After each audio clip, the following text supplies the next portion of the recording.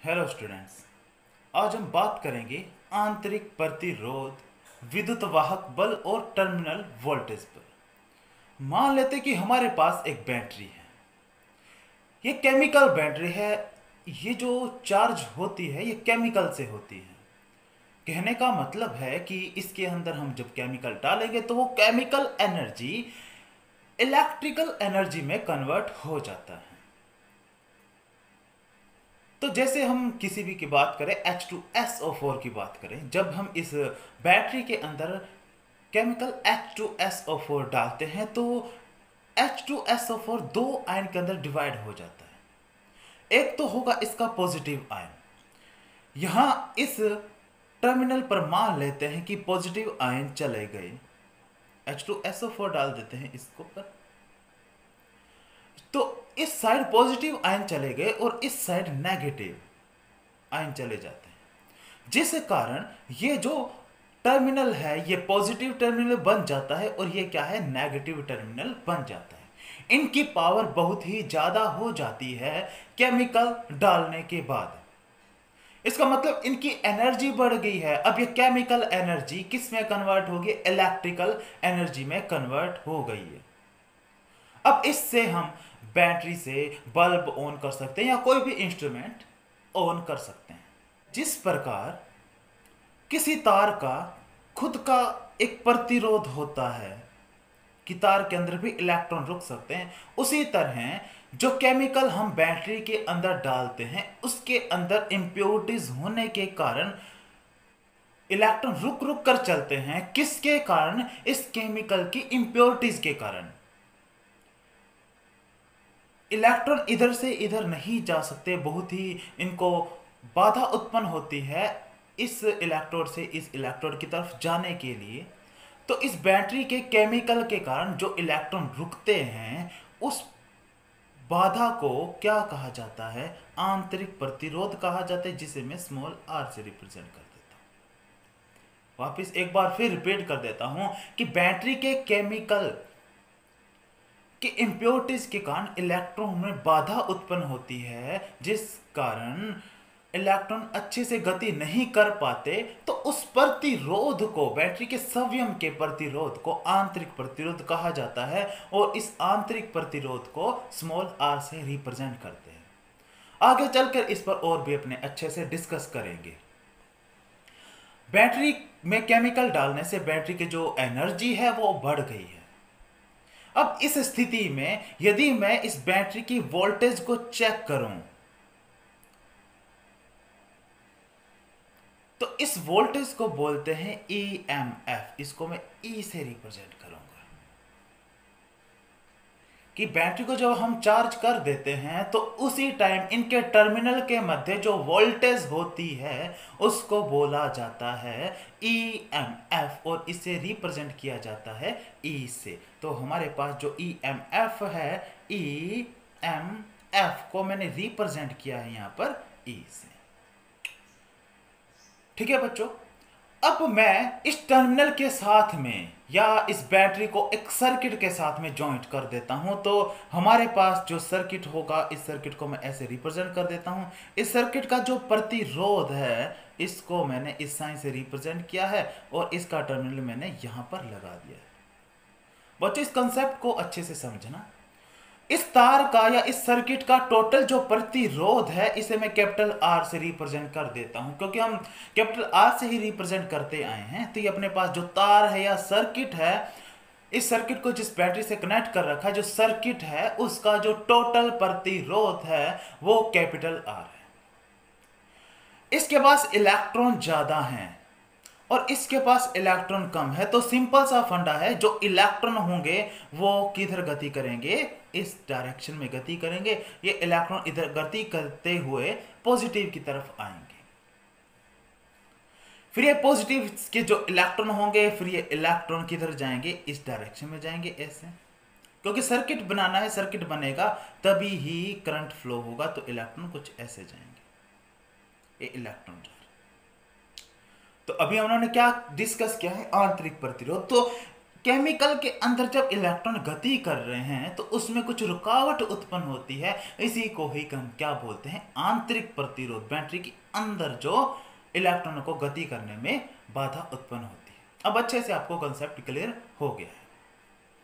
चलते हैं कि जो इलेक्ट्रॉन है यहां पर इस इलेक्ट्रोड पर ज्यादा है, इस पर कम है, क्योंकि पॉजिटिव है ये नेगेटिव है, इलेक्ट्रॉन सारे इधर आ गए हैं। तो इस इलेक्ट्रोड के माध्यम से, इस सर्किट के माध्यम से जो इलेक्ट्रॉन है वो कहां जाते हैं, पॉजिटिव की तरफ जाते हैं। तो इलेक्ट्रॉन गति करने लग गए, तो इसका मतलब इलेक्ट्रॉनों के प्रवाह की दर को क्या कहा जाता है, विद्युत धारा। तो इस एक्टिविटी के कारण करंट फ्लो होने लग जाता है। अब करंट की डायरेक्शन आपको पता है, करंट की डायरेक्शन होती है इलेक्ट्रॉन की डायरेक्शन के अपोजिट। तो मैं यहां पर करंट की डायरेक्शन और इलेक्ट्रॉन की डायरेक्शन को रिप्रेजेंट कर देता हूं। जो करंट इस सर्किट के अंदर फ्लो होगा वो इलेक्ट्रॉन के अपोजिट डायरेक्शन में फ्लो होता है। अब करंट इस डायरेक्शन में जा रहा है और सर्किट के अंदर करंट फ्लो हो गया। अब ये जो प्रतिरोध है रुकावट उत्पन्न कर रहा है। रुकावट का मतलब क्या होता है कि टक्कर हो रही है। जैसे ये इलेक्ट्रॉन गति करने लग गया, इलेक्ट्रॉन इससे टकराएगा, फिर इलेक्ट्रॉन ऐसे टकराएगा, फिर इलेक्ट्रॉन ऐसे टकराएगा, फिर इलेक्ट्रॉन कुछ ऐसे टकराते रहते हैं ऊर्जा मिलने के बाद में। इस वेग को हम अपवहन वेग कहते हैं। विश्रांति काल पर भी डिस्कस की थी, अपवहन वेग पर डिस्कस की थी और माध्य पथ पर डिस्कस की थी। तो जब इलेक्ट्रॉन टकराते हैं तो कुछ एनर्जी, कुछ ऊर्जा की क्या होती है, हानि होती है। ये किस ऊर्जा की हानि हो रही है, जो इलेक्ट्रिकल एनर्जी, बैटरी की ऊर्जा धीरे धीरे क्या होती जाती है, कम होती जाती है। जितने ज्यादा टक्करें होंगी, जितना प्रतिरोध अधिक होगा इस सर्किट का, उतनी ही ज्यादा ऊर्जा की हानि होती रहती है। अब इसका मतलब सर्किट जोड़ने के बाद में जो बाह्य प्रतिरोध है कैपिटल आर, जो सर्किट का प्रतिरोध है, इसके कारण ऊर्जा की कुछ हानि हो रही है। इलेक्ट्रॉन गति कर रहे हैं तो इलेक्ट्रॉन गति के साथ साथ में टक्कर भी हो रही है, टक्कर से उसकी ऊर्जा कुछ लॉस हो रही है, ऊर्जा का ह्रास हो रहा है। अब इस स्थिति में यदि मैं टर्मिनल के बिटवीन वोल्टेज चेक करूं, ये अपने पास पॉजिटिव है या नेगेटिव है। इस स्थिति में यदि मैं इन टर्मिनल की वोल्टेज को चेक करूं, क्या ईएमएफ के बराबर होगा? नहीं। पहले कोई भी इलेक्ट्रॉन गति नहीं कर रहा था, बिल्कुल जो बैटरी थी बिल्कुल पड़ी थी, कोई भी इसके अंदर करंट फ्लो नहीं हो रहा था, कोई भी प्रतिरोध उत्पन्न नहीं हो रहा था, क्योंकि इलेक्ट्रॉन गति करेंगे तभी प्रतिरोध उत्पन्न होगा। तो कोई भी प्रतिरोध उत्पन्न नहीं हो रहा था, ऊर्जा की हानि नहीं हो रही थी। तो टोटल जो वोल्टेज थी वो क्या थी, ईएमएफ। अब जो टर्मिनल के वोल्टेज चेक करेंगे, सर्किट अपने पास चल रहा है, करंट फ्लो हो रहा है, प्रतिरोध हो रहा है, ऊर्जा की हानि भी हो गई है। तो अब जो वोल्टेज होगी इसको मैं रिप्रेजेंट कर देता हूं कैपिटल वी से। यह है टर्मिनल वोल्टेज। अब मैं वोल्टेज चेक करूंगा तो ईएमएफ से वो टर्मिनल जो वोल्टेज होगी वो क्या होगी, कम होगी, क्योंकि अब इस स्थिति में ऊर्जा की हानि होगी। कुछ मैथमेटिकली फंडे से देखें कि पहले 12 वोल्टेज थी, अब क्या हो गया है कि जैसे ही मैंने सर्किट को जोड़ दिया है तो करंट फ्लो होने के कारण प्रतिरोध उत्पन्न हो रहा है, तो प्रतिरोध से वो वोल्टेज हो गई है 10 वोल्टेज।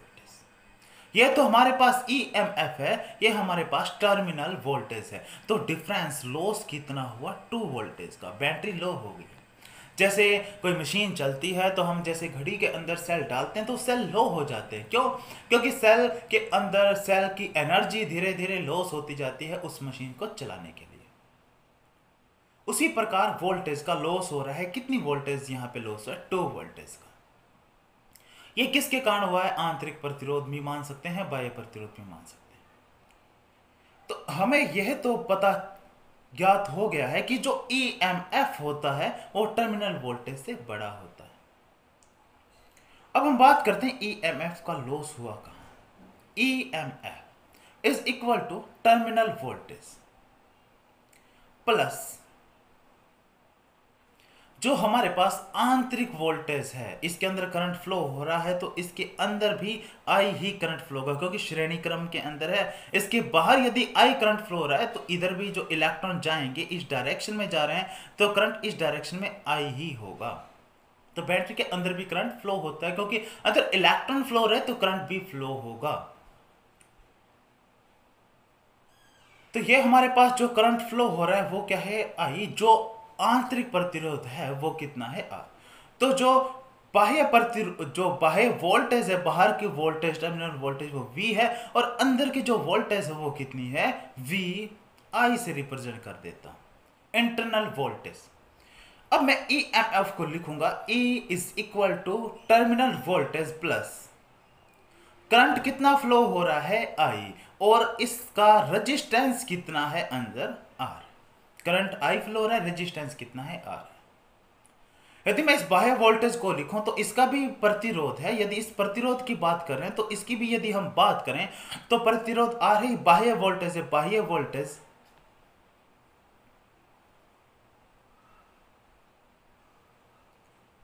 ये बाह्य वोल्टेज है। बाह्य वोल्टेज में जो सर्किट के अंदर जो करंट फ्लो हो रहा है वो आई है, और बाहर का जो वोल्टेज है वो कितना है, यह प्रतिरोध आर है। आई को मैं कॉमन लिख देता हूं, तो आई हमारे पास कॉमन है, तो प्रतिरोध टोटल कितना हुआ, आर प्लस आर। यह है ईएमएफ का फॉर्मूला। वैसे तो ईएमएफ फॉर्मूले को ऐसे रिप्रेजेंट करते हैं, ये भी ईएमएफ का फॉर्मूला है, ये भी ईएमएफ का फॉर्मूला है। ये प्रतिरोध में मैंने रिप्रेजेंट कर दिया है।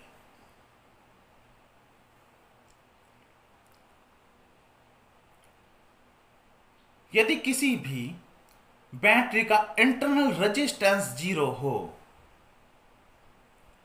उस स्थिति में जो ईएमएफ होता है वो किसके इक्वल होगा, आई आर के। ये क्या है, एक्सटर्नल वोल्टेज, टर्मिनल वोल्टेज बोलते हैं जिसको। तो किसके इक्वल हो जाएगा, EMF is equal to terminal voltage. ये स्थिति आ जाती है जब आंतरिक प्रतिरोध किसी भी सेल का या किसी भी बैटरी का 0 होता है, जिसे आइडियल सेल बोलते हैं। जिसका आंतरिक प्रतिरोध 0 होता है जिस सेल का, उसे आइडियल सेल या आदर्श सेल कहा जाता है। लेकिन वास्तव में ऐसा कभी नहीं होता, कुछ ना कुछ थोड़ा बहुत तो किसी भी सेल का प्रतिरोध आंतरिक होता ही है, आंतरिक प्रतिरोध होता ही है। ठीक है बच्चों, तो ये कंसेप्ट अच्छे से क्लियर कर लो। जब हम कंबिनेशन करेंगे सेल्स का तब बहुत ज़्यादा हमारे काम आएगा। ठीक है बच्चों, आज के लिए इतना ही। नेक्स्ट लेक्चर में हम नेक्स्ट टॉपिक के साथ में डिस्कस करेंगे। Thank you.